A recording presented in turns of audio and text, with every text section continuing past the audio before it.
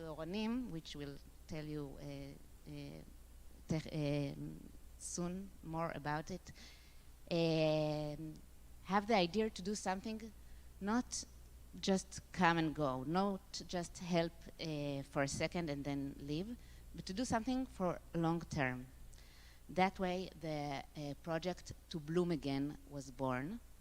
The project invited communities from all of the envelope of Gaza to do, to think again about their identity through Jewish identity, how the Jewish identity can help them build themselves and strengthen themselves again. Because the meaning of To Bloom Again is Tzomachat Shuv, the weed is blooming again, and the wheel of the year, the time is go by, and after Simchat Torah we have Hanukkah, and no one can celebrate Hanukkah of 2023, it was still, like Hanukkah of 2022. It's impossible, but Hanukkah is here. We can't ignore it at once, but we can't celebrate it. We must think about it from the, again, what we can do with Hanukkah, what can we do with Yom HaZikaron, Purim, each and every holiday and ceremony on the circle of the year, we should think about it again. So we invited 5 organizations to be like mentors for the communities and help them to think about it, to rebuild the community and to think again on the narrative of them and what they can do. So the Midrasha will tell you more about it, how it looks like in different in the.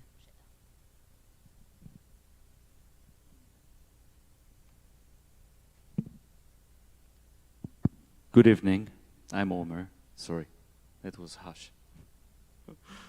I won't do that again. So first of all, I'd like to start and tell you a bit on how I found myself doing that, working with the community in the Gaza envelope. So at the 7th of October, the day started with me talking to Omri, which was one of my employees. I was in charge of 4 different pre-military programs. So Omri is one of the biggest one. And we were talking about what are we going to do with all the 160 students we have all over the country. And this conversation was held while Omri was in Be'eri, holding the handle with his wife and 2 toddlers in the room. Both of us didn't know it's the 7th of October. I mean, we knew the date, but it wasn't the 7th of October. Later that day, Omri lost 4 of his family members, and I was drafted. I serve in a medical unit. So 36 hours later, I found myself in Be'eri while Omri is still inside. And that was the start of 150 days in the military for me, which were actually more than 150 because I was on call for the whole first year. Because of the unique unit I'm in, I'm called upon any thing, every different thing happening. So like the first Iran attack, I was drafted in the middle of the night. I was driving alone on the street, seeing all the fireworks, let's call it that.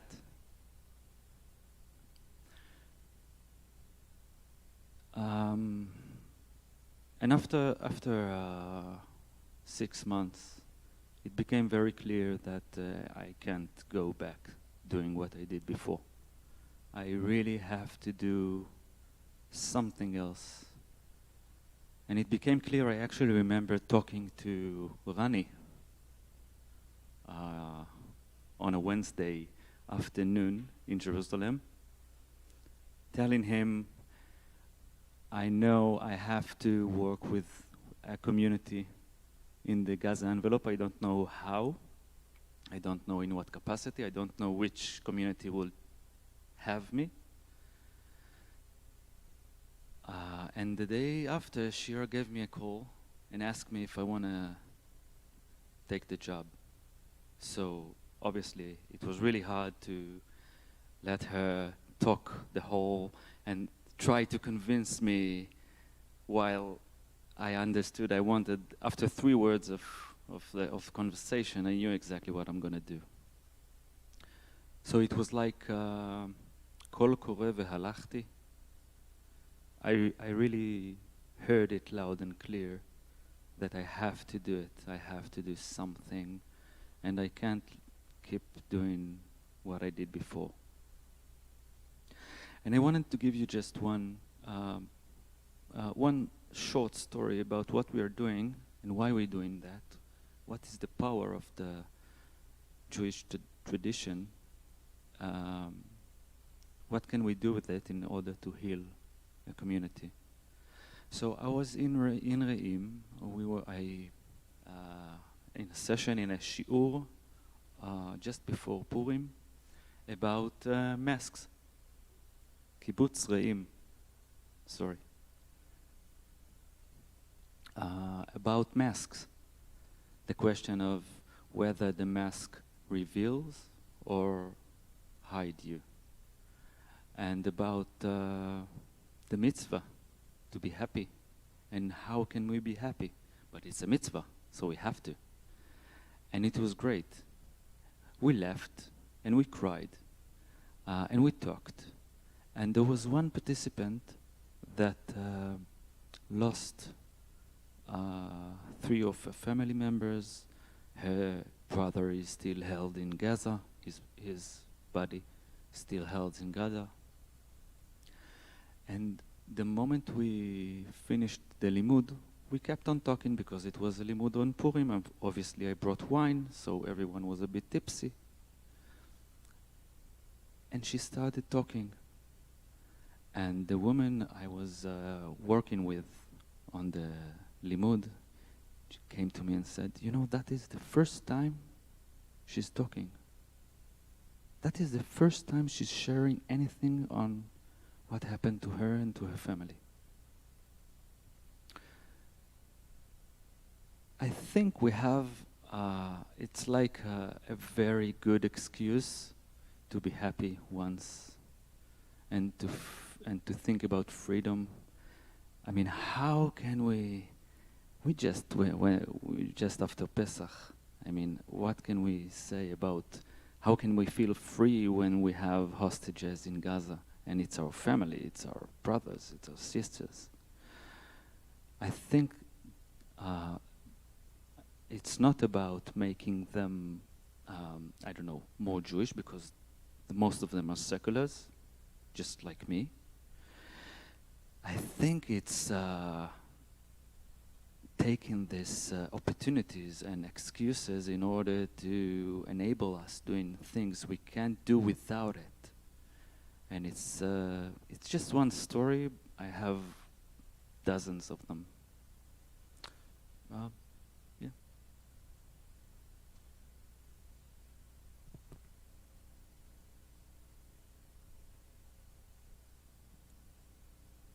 Glasses off, glasses on.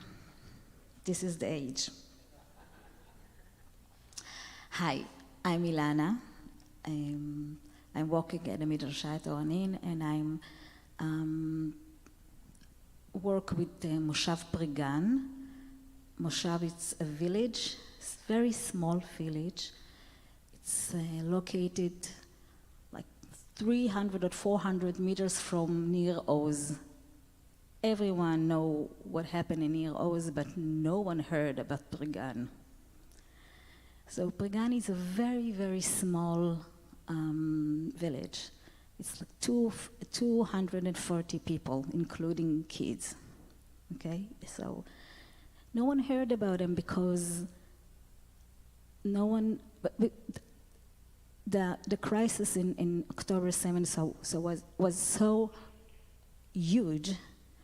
So we heard about Be'eri, we heard about Kfar Aza, we hear about Nir Oz, but we don't hear about the small places that was also in this crisis. So terrorists did come, Hamas terrorists did come to Pregan houses, but they didn't open the door of the safety room. They just took things from the houses and just ruined things and broke all the things, but it didn't took hostages or killed people. So no one actually know about Pregan. And Pregan is also a traditional village. Okay, most of the people came from the parents, actually, and the grandfathers and grandmothers came from Tripoli, so they are traditional, the Sfaradim traditional. And one thing that we have to know also about Pregan, it's not the first time that they are evacuated, because the Pregan first was located in Sinai, and by 81 they moved. The whole village, the whole community got to locate it near Rafiach, actually. So I came to this community last summer. After they came back from the evacuation, they were in Eilat in 2 hotels. All the community worked together, had a lot of things that a lot of our friends did in the hotels and help them, but they go back to the village by August. And everyone got in their houses and didn't want to do and to be gathering together, because after they were in the hotels, now they're in the houses, and they feel that they need to be in their houses, like the house is something that protects them, the walls. So I started to work with them about how to build a community again, how to gathering around, how to do things. And I think that I was identified with their feeling and with their history, because I was born and raised in Kiryat Shmona.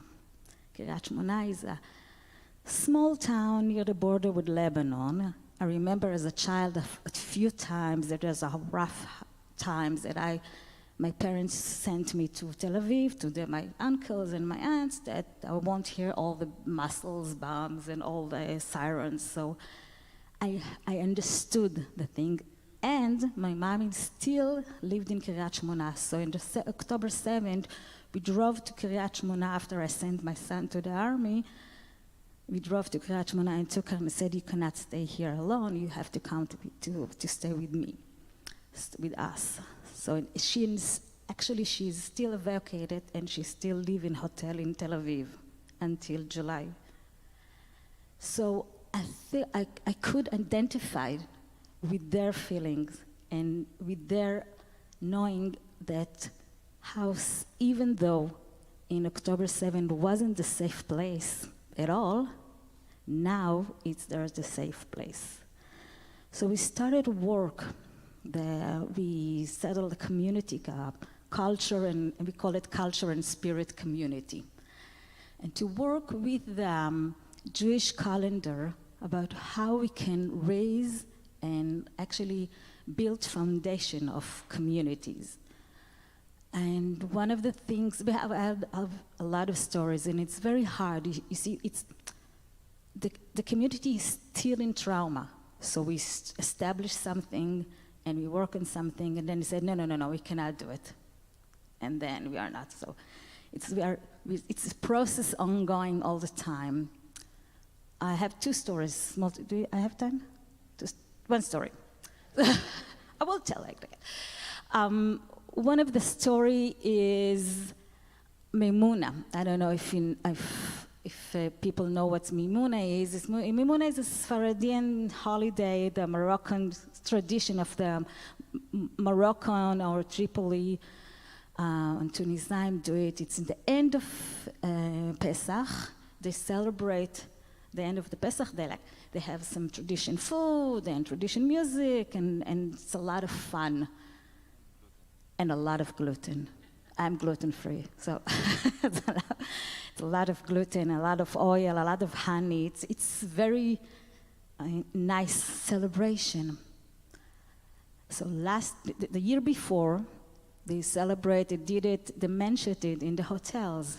Now they have to do it in the village. But how we can do a huge celebration in the village? We hear the bombs. We are actually on the border. So we try to find a way that help the people understand that happiness is crucial to their life. They have to be happy sometimes, because to have like a break of happy. Imagine yourself like you have a day, and by 10 o'clock you said, I have a break of happy.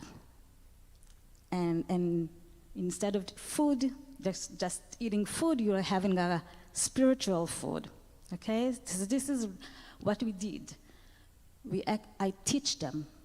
I came in the evening in Pesach, in the end of Pesach, with a guitar singer. I taught them in Talmud story about happiness, about Elijah that said that he thinks these people in the market will be in the next world because they are happy and they help each other people to be happy. So happy bring peace, and happiness bring comfort and help to build community. So after we sang, and they start to dance. Well, it wasn't not all the community came, but 70 people came, and 7 people feel that they can be happy for a little time. We did our job. So the next thing is Shavuot, but it's ongoing work. It's all the time. Like you take a step and then you go back 2 steps.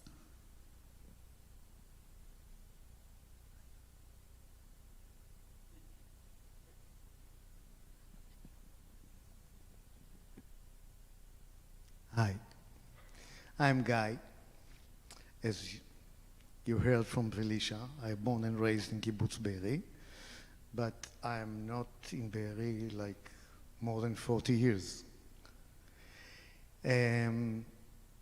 October 7, Be'eri was 1,200 people, the population, kids and parents and everybody.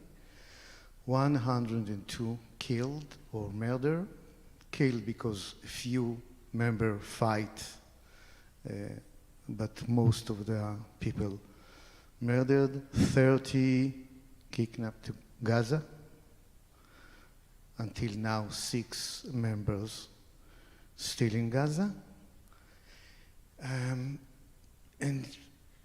you can imagine maybe that after they evacuate to the Dead Sea, to one of the hotels there, like what happened in the first evening, all of them in the same place, in the same hotel, gathering together to a huge room in the hotel, and nobody know who is here and who is not. And the leadership of the community stand on and start to call people. Very few knows what happened to the other. Most of them were like, don't know yet. And then you can imagine every evening for 2 weeks, gathering together, all the members, and reading from the list what we know today. After these 2 weeks, they start to הלוויות? Huh? For the funeral, yeah. Which they couldn't do it in Be'eri. So one of the kibbutzim in the south, Revivim, give them a place. So day by day, like 10, 12, 16 funeral, I can see it. You can imagine that, like for 2 weeks, day after day, and not all the members still known where are they, if they are in Gaza, or if they are there, or maybe they murder in the kibbutz and stay there. So this community deal with mass of loss. And 2 weeks after the October 7th, they called me and asked me to work with them in order to rebuild the community. That's what I export.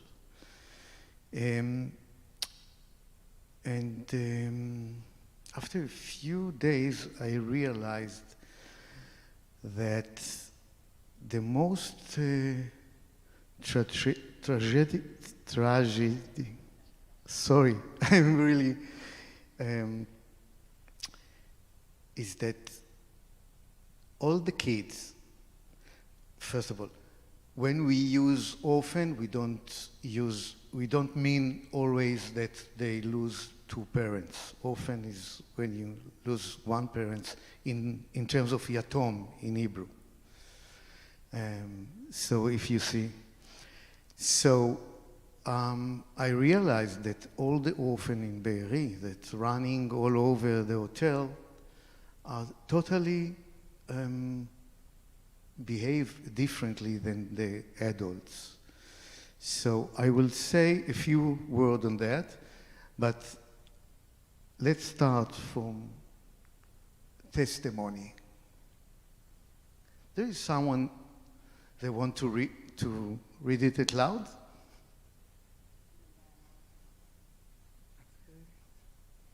לא עובד. אמא, נכון היו לנו חיים יפים עד שהמלחמה התחילה? Mom, we had a beautiful life before the war started, right? She says just before falling asleep. I hide a tear rolling down my cheek, feeling relieved that the room is dark. Right, I say, feeling my throat tighten and the air escape from me.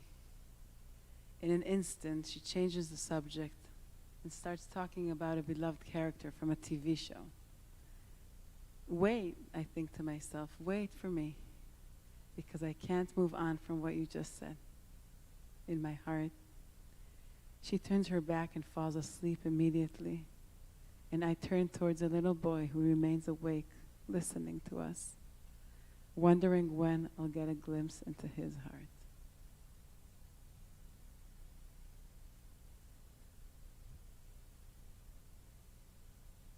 If there is someone here that can share with us what he's taking from that? That not only I will be a brave that stood here and talk about it? It's okay. One of the challenges that orphans deal with is that they are totally behave different their mom, for example. They are moving very fast between sad, anger, and play with their friend and happy. And what happened when you see your mom every day so sad so broken, and you can get out, play with your friend, and come back to the... It's a room in the hotel. No shiva, nothing. You say, okay, my mom is really, really sad. I will not disturb her, and I will not share with her whatever what I feel, what I need. And the end of the day, maybe all the rule will opposite, that I will be in charge of the well-being of my mom. It depends on the age. Not only that the member in the kibbutz know how to come, hug each other, say, אני משתתף בצערך. I'm really, nobody dare to get to a kid and to talk with him about what he lost, how he feel. The member in the kibbutz, if you are in 15th floor in the hotel and you meet one of the orphan in the elevator, it's really hard. They're speechless. They don't know how to say things, how to share. And when they gather together, they can do like what they know to do in the kibbutz, what we have to do now. Let's arrange that, let's take to that. But they cannot talk emotionally.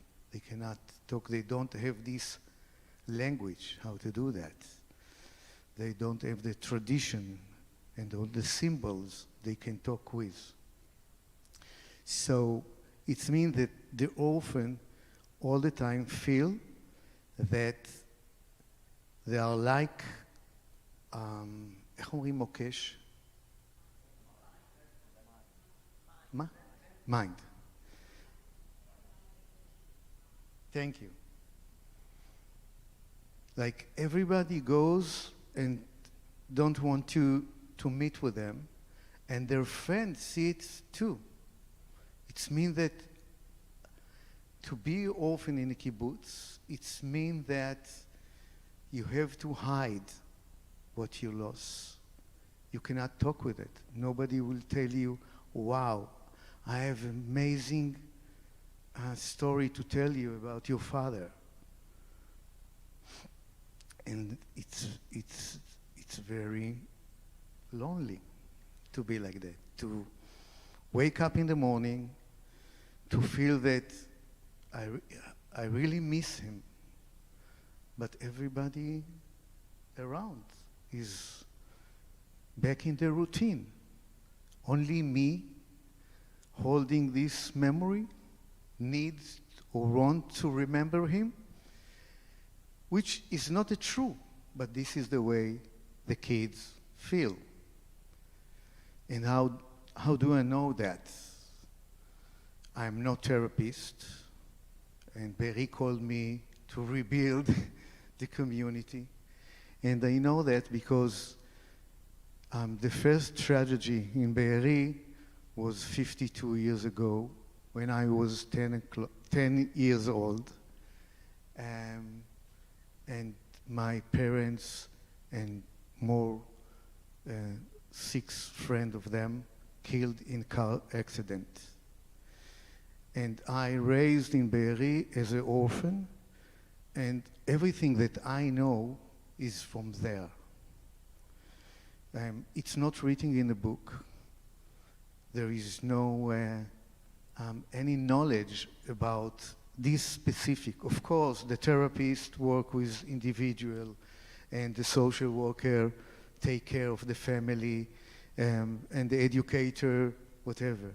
But nobody understands the challenge of these kids, that the only thing that really bother them is how to be like all the other. To be like all the other, their peer group, to be part of that nobody will feel sorry for them, that nobody will point of them, that nobody... So in order to be like that, they will put aside what they really needs, and to survive, they will do that.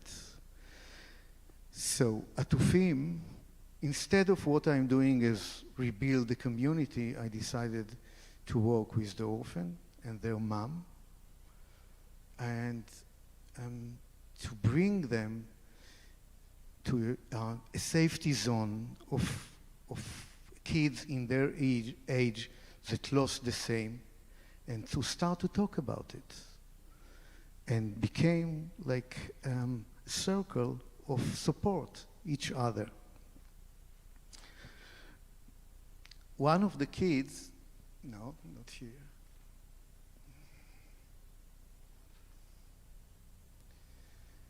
This is example of young adults. They lost one or two parents, and this is the circle that they gathering together, only to see that there is a face there. It's not only numbers.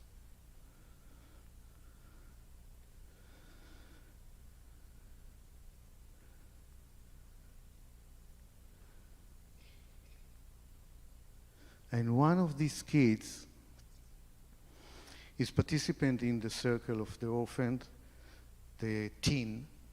He was 70 years old, now he's 18 years old. He will go to the army in a few months. He didn't say a word for 1 year only, but came to all the meeting, sit there. And one day I went through his home to bring him to one of the meetings, and he sent me to my cell phone file. And I'm looking the file and see it's what it is.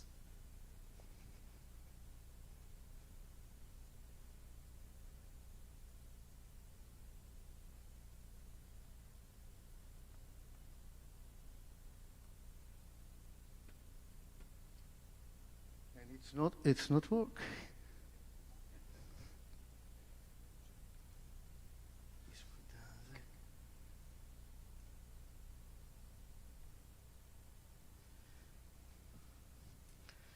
אולי אני אעביר את זה.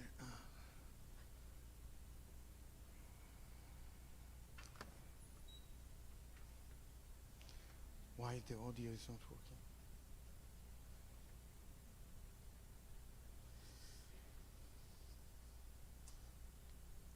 So of course he wrote it in Hebrew, and we translate it for you.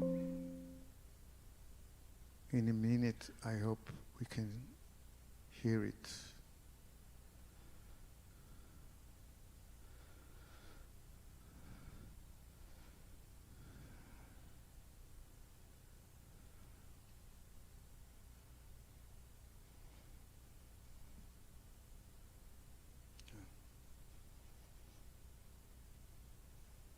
עובד? Sorry.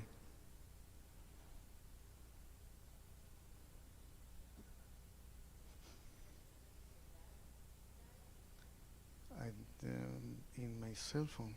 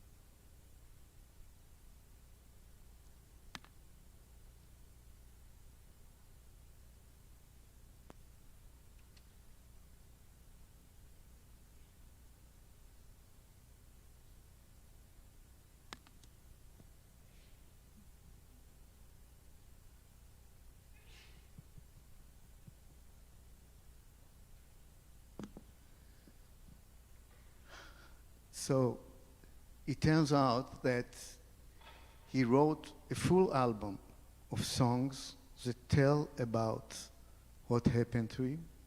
Here is the Revenge. You can read what he wrote, but he starts with Piyut from Tisha B'Av. מה?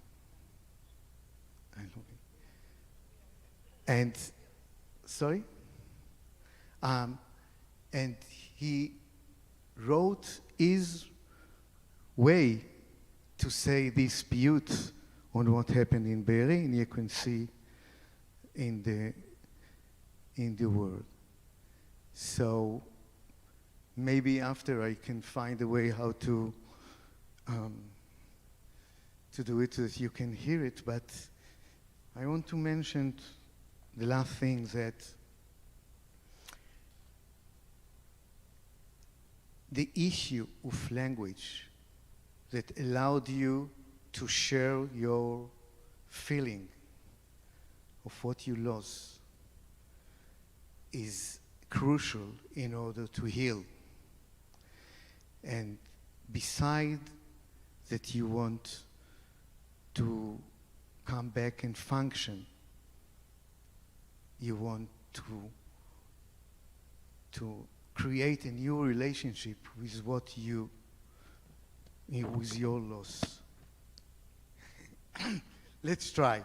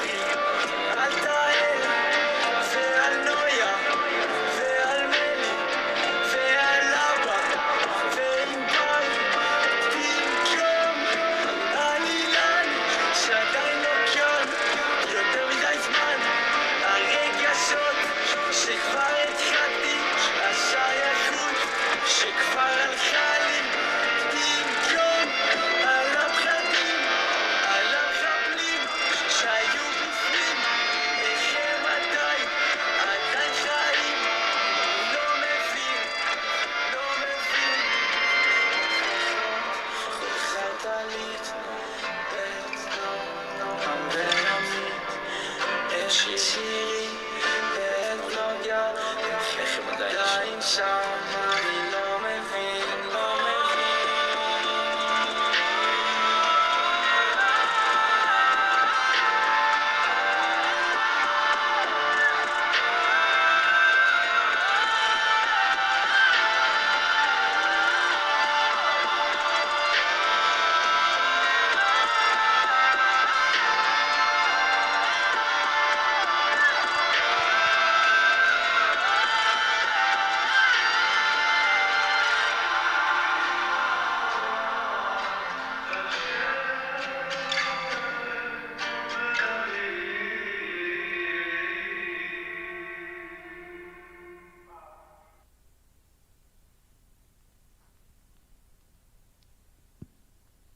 What else I can say?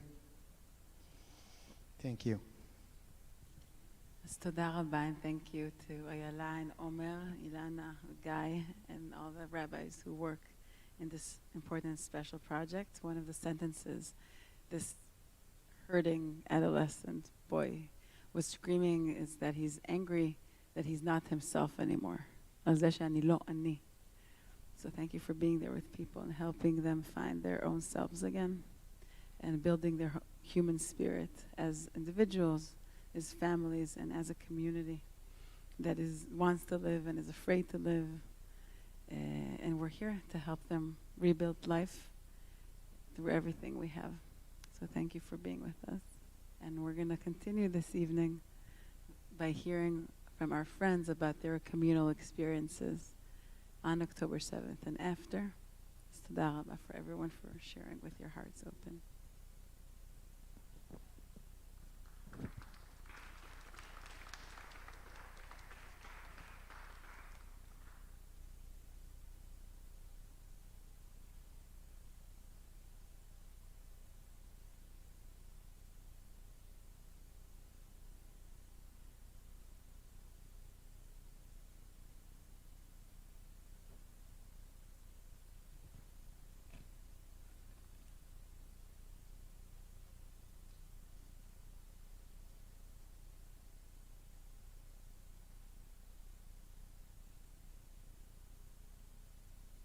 Before we start, I just want to acknowledge that it's very heavy.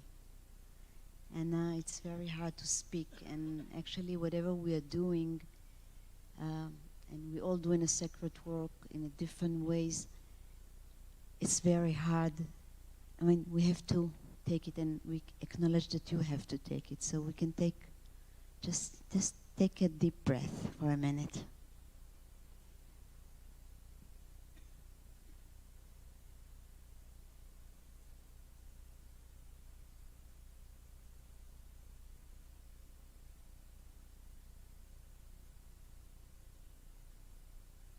למען אחי ורעי, למען אחי ורעי, אדברנה, אדברנה, שלום בך. למען אחי ורעי, למען אחי ורעי, אדברנה, אדברנה, שלום בך. למען בית אדוני אלוהינו, אבקש טוב לך. למען בית אדוני אלוהינו, אבקש טוב לך. Ya ya ya la la la la la la ya la la la la la la ay ya ya la la ay ya la la la la la la ya la la la la la la ay ya ya la la.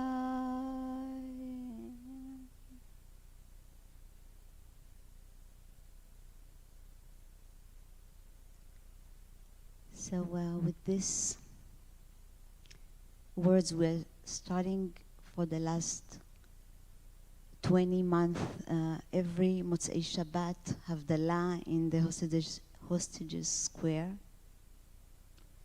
at the second week of the war, we were walking around, me and my friend Rabbi Mira Regev, and asking ourselves, what can we do? And we were walking in Tel Aviv in the street, and we saw two families of hostages sitting together, and we just joined them, and we asked, what can we do for you? And they didn't know what to answer. And Rabbi Mira said, listen, it's not your problem, it's our problem. We will never leave you before your loved one's gonna come back. And that week, we gathered, we bought a Havdalah candle and kos kiddush, a kiddush cup, and some spices, and we started Havdalah, and we were very, very tense because it was in the street, and cars were coming and going, and we didn't know who's going to stand around us, and maybe it's too religious, maybe it's not enough religious, maybe we didn't know what to do, but we looked at each other and we said, this is our tools, this is what we're doing, and we can only do this. And we stood there, and people started to come around us, and they sang, and we do the blessing and everything. And I want to go, like, from that first month of the war to today. Every Shabbat, now at 7, we are gathering together before the big demonstration that started 8, and we are about, I think, 200 to 300 people gathering around us, and we are singing Israeli songs that became a prayer, and for many Israelis this is a prayer, and we're doing Havdalah, and the hostages family are joining us and speaks, and we become like a circle of prayer for people. We call it the synagogue of the Israeli street, because we don't know what's going to happen. בית הכנסת של הרחוב הישראלי. We don't know who's going to come, but people started to come to this because they feel like this is what they're telling us. This is where they draw energy and strength to go through the next week. Because every week is so weakened, you know, looking for them to come back, seeing the hostage's family, listening to the news. You cannot sustain with all this sorrow and anger. And we're trying, we cannot go and take the hostages back, but we can give people strength and to put words to what they feel, not to fall into despair, and to take strength and tefillah. And I think most of the people who stand there never done Havdalah before. And suddenly there are like hundreds of people who know the Havdalah words, and they are looking for a prayer. They need different words to describe and to put what they are going through. And I must say that it's very heavy. It's hard to come a week after a week, but this is what we promise ourselves and we promise them. We will be here with you until the hostages will be back. So, in every week, we said in the end of the Havdalah, we hope not to be here next week. But if they won't come back, we'll be here, and we are waiting for you because we need each other. So this is my thing.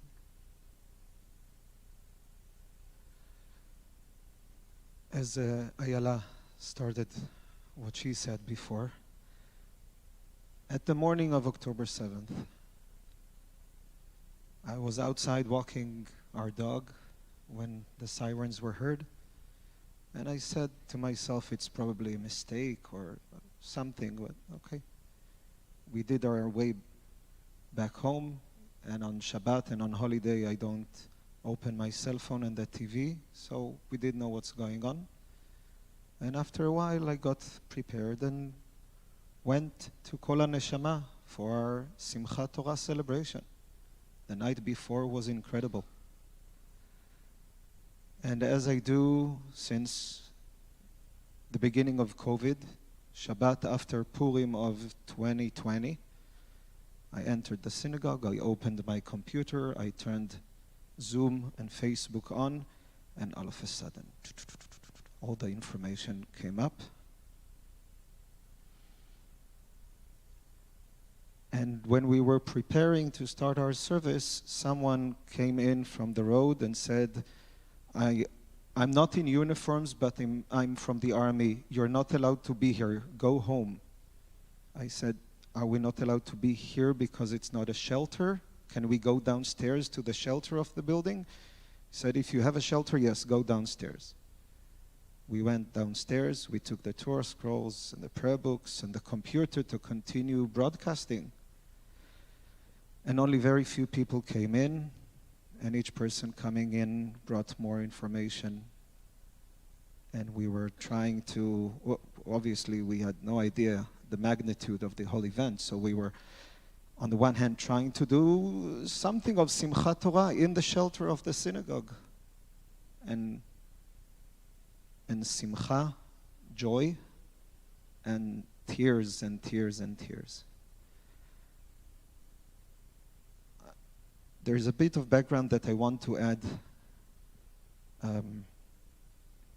Since the beginning of the judicial overhaul in Israel and all the demonstrations, the 5 reform communities of Jerusalem are doing Havdalah, just like Chen described it, every Motzei Shabbat before the demonstration. So since January of 2023, we were already prepared. We knew that we are between the Reform rabbis of Jerusalem, and there are quite a few of us. Who's willing to do it this Shabbat? Okay, don't forget to bring the candle and then spices and the wine, and some people will gather around you. And so we had that as our structure to build upon. And within our community, also again, about a year before October 7th, a group of members came and said, we want to be more active as members of Kol HaNeshama with social action issues, with supporting Palestinians around Jerusalem. We know that it's something that the community cannot decide on doing as a community. It's too political. Some will support, some will be against. But we want to offer a circle. Don't call it a circle of Kol HaNeshama. A circle of members of Kol HaNeshama committed to this concept. And obviously we have a tzedakah group, etc., etc. So Shabbat ends on October 7th.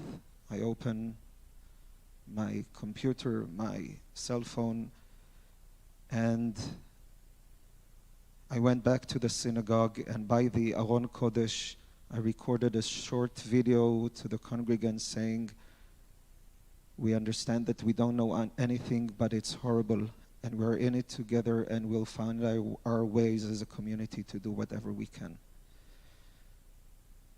And it started with our sanctuary turning into a warehouse where people brought clothes and foods and toys for the evacuated families coming to Jerusalem, and to Bedouin villages in the south, and to African asylum seekers in Jerusalem who immediately lost their job, and they don't get paid if they don't come to work, right? They're paid on hourly basis only if they're there, because they're asylum seekers, they don't have any rights. So we, through our connection with the Jerusalem African Community Center, we provided for them as well. And it took less than 12 hours for us to realize that it got into our community as well. 3 families in the congregation, in our congregation, called me to say that a relative is unaccounted for. They don't know where. all three of them were later on found to be murdered on that day. And Anna called me to say that they don't know what's with her cousin Karina. So now Anna will say something about Karina.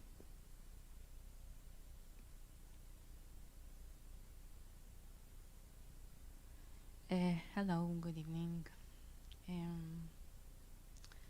Okay, every time I need to tell this story, my heart is just can't handle it, the emotions. So we're a really small family. We're just 5 cousins. I'm the oldest one. Karina is the youngest one. She's 20 years old. We're all living in the same street in Jerusalem. By definition, she is my cousin, but she's like my little sister. She have a sister. Her name is Sasha. They're just 2. So in the morning of the 7th of October, our lives changed. My life, my family's life changed forever. At 6:30 in the morning, I started to get a lot of messages on my WhatsApp family group. And I didn't know, didn't know what happened, because it's a quiet group, especially in Shabbat in the morning. So I opened the group and I saw like more than 100 messages. Most of them were from Karina. She was observant of the Gaza Strip border. And I started to read all the messages, and that she's afraid, and there is an alarm, and there are a lot of screamings in Arabic, and she don't know what is happening. And the last message was a voice message of her saying, really calmly, okay, that she's not that she is not gonna survive this attack. She don't know what is happening, but she won't survive, and that it is okay, and we need to keep her parents to deal with it. And they need to keep with their lives. That was the last message from her. And by this time, there was alarm in Jerusalem, so my husband and me, we took our 3 kids to the shelter. My husband is from the south, from Ofakim, that was attacked too in this morning. So when we got upstairs, his mom called hysterically that the city is attacked, and his brother is in Moshav near the border. And the next call was from the army to my husband, that he needs to come to this and this point until this and this time. And I just was staying in front of the television, and the whole world just collapsed around me. And I just didn't know what to think, what to do. Karina, my kids, the alarm, the army. At this point, by the evening, but in this morning, like in 10 o'clock, we opened a WhatsApp group, me and Sasha, for parents from soldiers of Nahal Oz, because we didn't get any answers from nobody. So we opened the group, and parents started to come to join the group. And every one of us just wrote there an information that we had. Couple days after it, it became like a group of the dead soldiers. I don't know how to say it right. Parents started to write one after another that my son is dead, if he's found dead, my daughter is found dead. And we got a message from the army 3 days after it that Karina is kidnapped in Gaza by they didn't know by whom, by Hamas, by another terrorist group. But a lot of weeks after it, we didn't got any information from anybody, not from the army, not from their government. We just stayed with the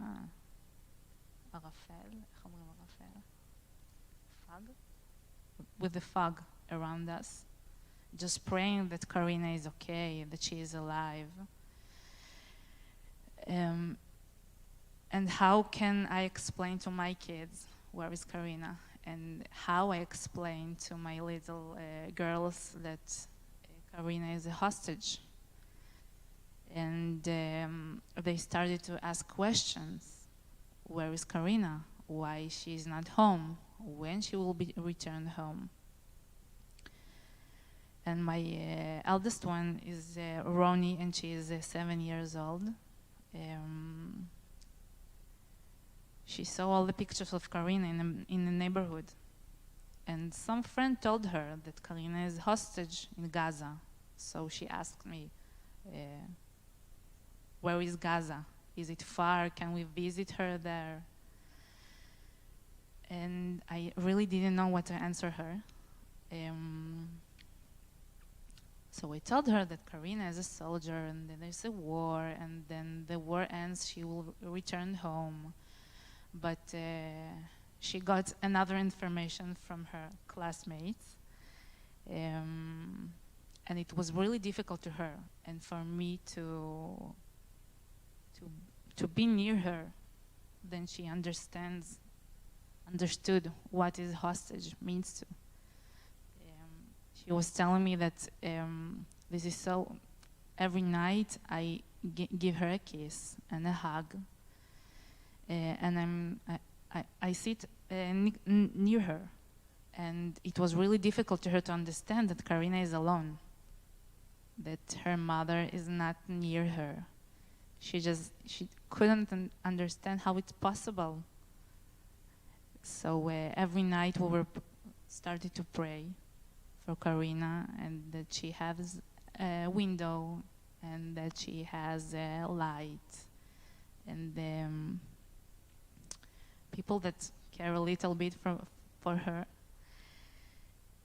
And all this time that Karina wasn't home, we didn't celebrate. Not holidays, not birthdays. And my husband went to the Miluim, to the army for 2 rounds. And I felt like I'm responsible for Karina, for Sasha, and I was in hundreds of meetings with the people, with groups, with politicians, and my girls were alone, not alone, with the grandparents. But I felt like I can't function. Like I'm always thinking, what is with her? Where is she? Who is touching her? And all the photos of the observant with the blood on their faces. And in that days that the community of Kol HaNeshama that I lead the community, but I'm also a part of this community. It was so meaningful for me and for my family to know that they care about us. They're asking the right questions, where they're doing the right thing. They are with us every week in the demonstrations. When I need to talk in this demonstration in front of thousands of people, to know that Rabbi Oded and some congregations fellows, okay, are there, it was really powerful for me. It gave me a lot of confidence to know that there are people in the crowd that are with me.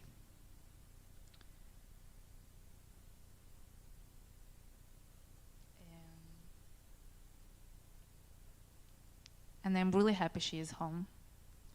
She's dealing with a lot of things, physically, mentally. We are dealing as a family. She is as Karina.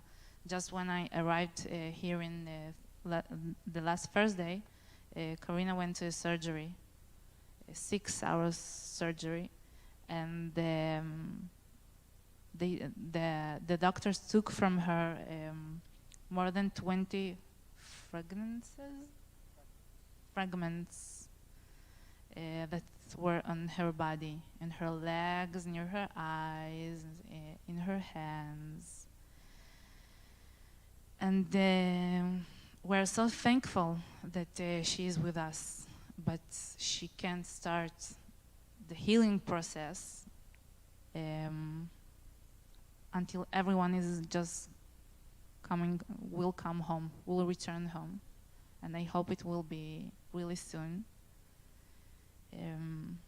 Because to feel her, to hug her in this 25th of January was the greatest moment of my life, of my family life. And we just reborn as a family again.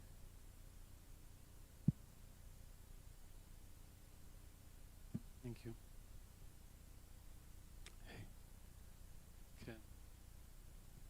Okay, well, I just want to say that a few days after October 7th, a friend of ours from the Rabbanut Israelit called us from Eilat. He was displaced there with all his kibbutz, Avi Dabush, some of you may know, and he told us, please come. Because we need you here.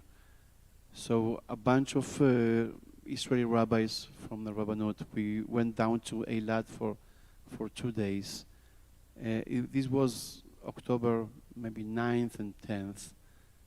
There was a completely chaos in Eilat. There was every kibbutz, every hotel has the name of the kibbutz. There was a hotel of Nir Oz, a hotel of Be'eri, hotel of Re'im, and we met the people. They didn't know that, most of them, they didn't know we are coming.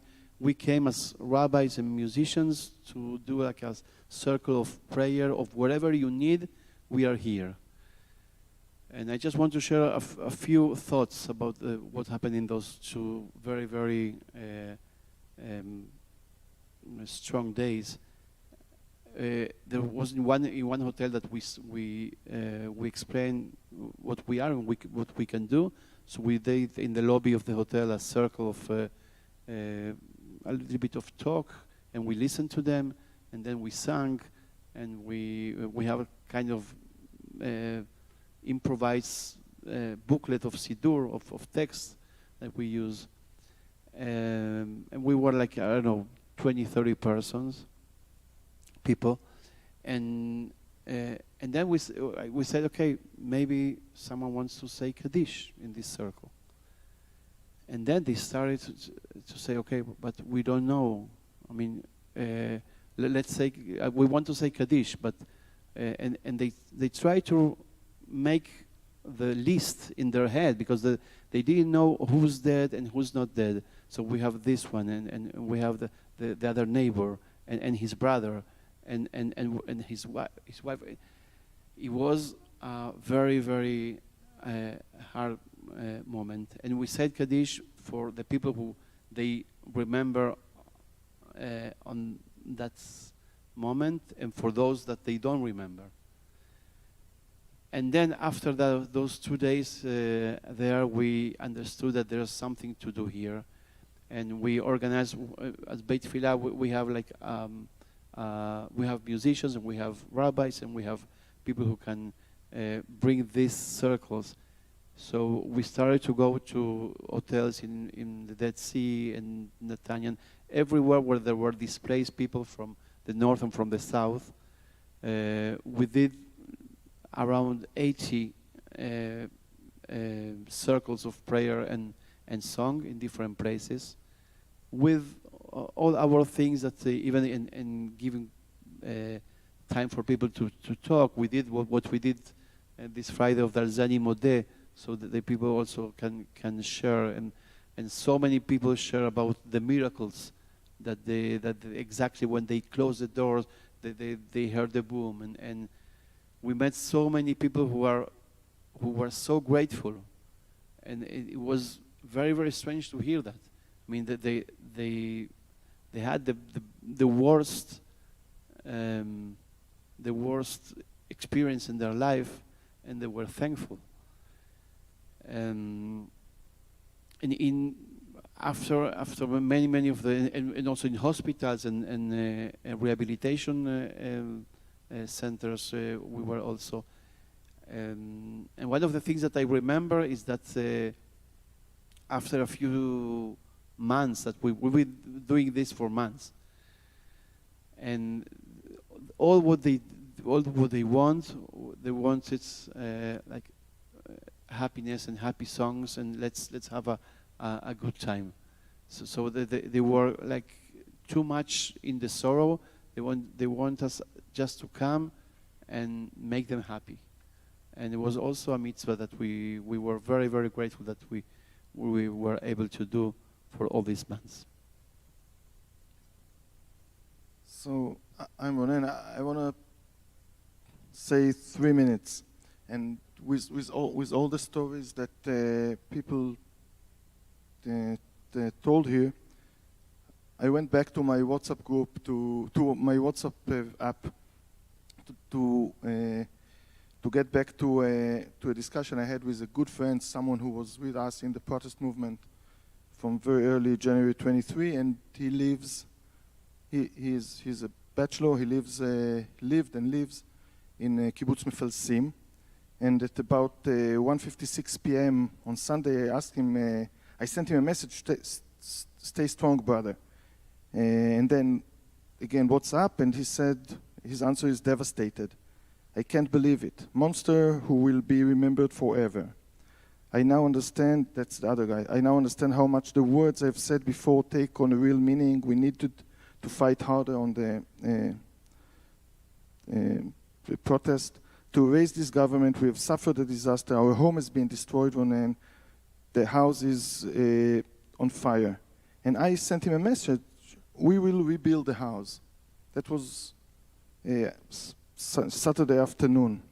And his answer was, I don't know who will come back to live here. And I think that's the message of hope that at least I would like to share here, that we could know back then, and no one knew how big is the disaster on Saturday. That day I didn't know. But we shall build the house again. We shall build the communities. We shall build the houses.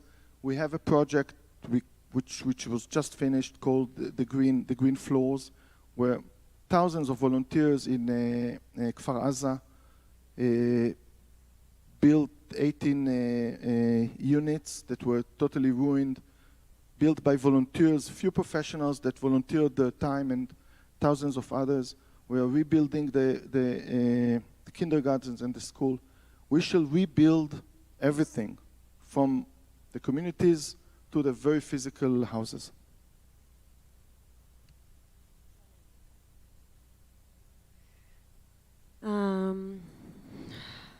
Hi everyone.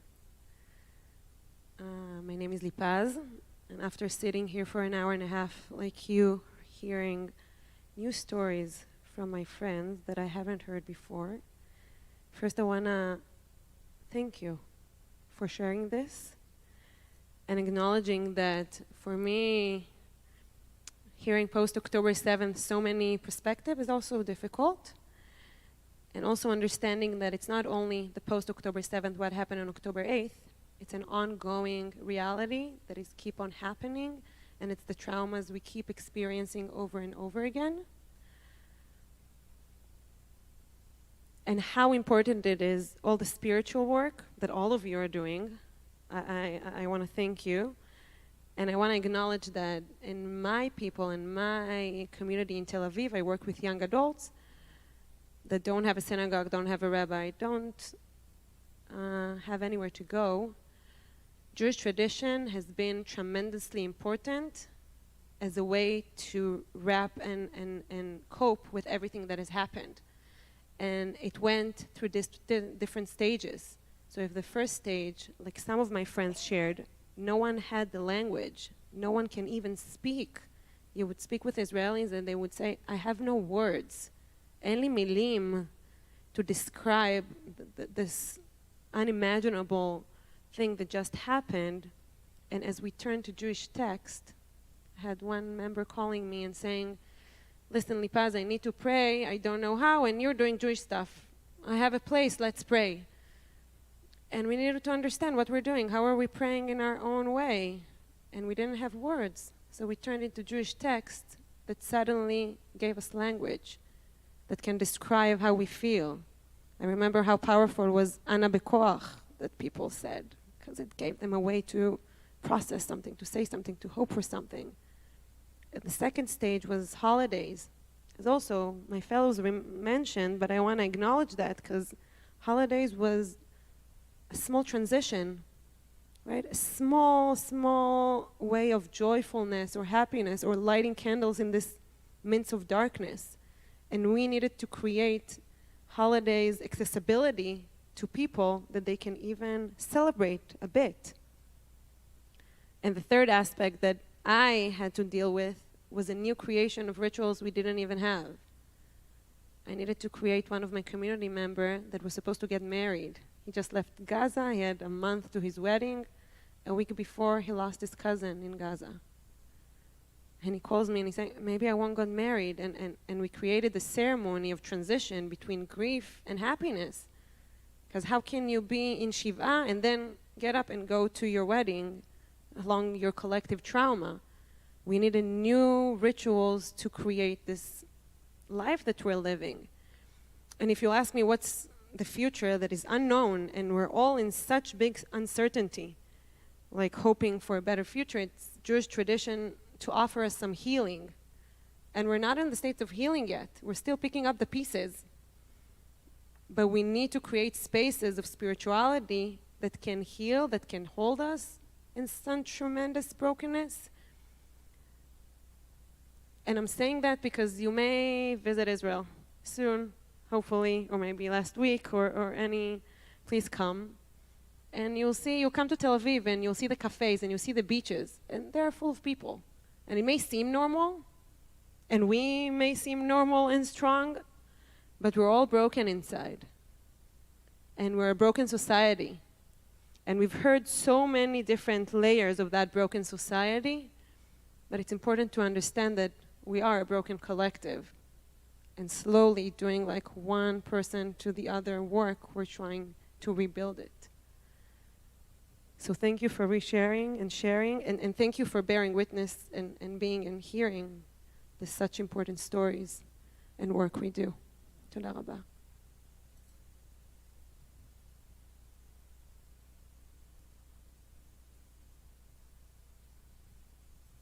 So we'll close with the words of Lipaz.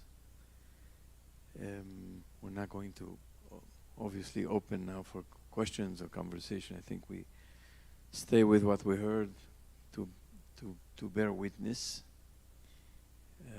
It's been a very difficult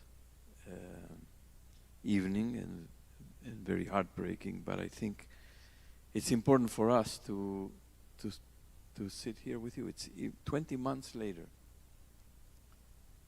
You know, Shiva is a week, and then the Shloshim, and then 11 months of Kaddish, and then a year, and then you move on. And here it's 20 months, and still the brokenness is so deep. And we are honored to be witnesses and to be here with you. It's been 5 days since you arrived, and it's been incredible. We celebrated Shabbat, and we sang, and we rejoiced, and we prayed, and we had sessions, conversations, and 2 nights, last night and tonight, dealing with very significant, meaningful, deep subjects. And you'll be back tomorrow night. Some of you are flying Thursday. The next few days, you'll be back. So we hope, tomorrow, for those of you, who don't know, during the day we've been having some sessions. We have another couple of sessions tomorrow. It's been really intense and powerful.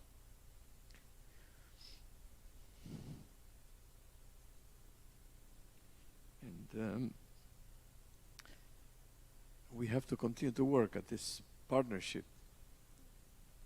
about the brokenness, about the rebuilding, about the future, about all the opportunities and possibilities that we have to create and to continue to create something together. These 2 groups, there are many communities, and we're one community, but all these 2 groups together, we have a lot to, hopefully, to look forward to and to do and to build and strengthen and deepen, and I trust that we will.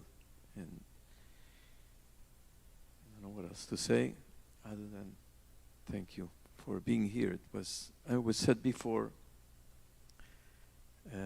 this morning and over the last few days, you left your work, your families, your responsibilities, and you came here on this ride. We thank Steve for all the incredible support and encouragement and for making this possible. And so this is the conclusion of the public participation of this incredible group. I want everybody to stand from the group, to come here. We'll do Gil is here, we'll do a group photo. And it never happened.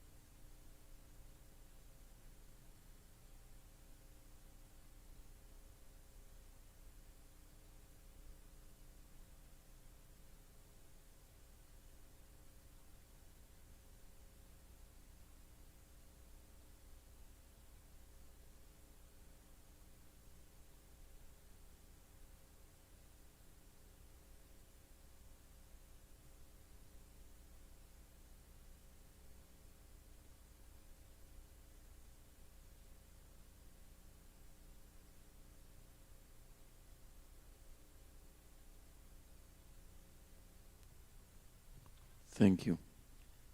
So the group, tomorrow, another day of work.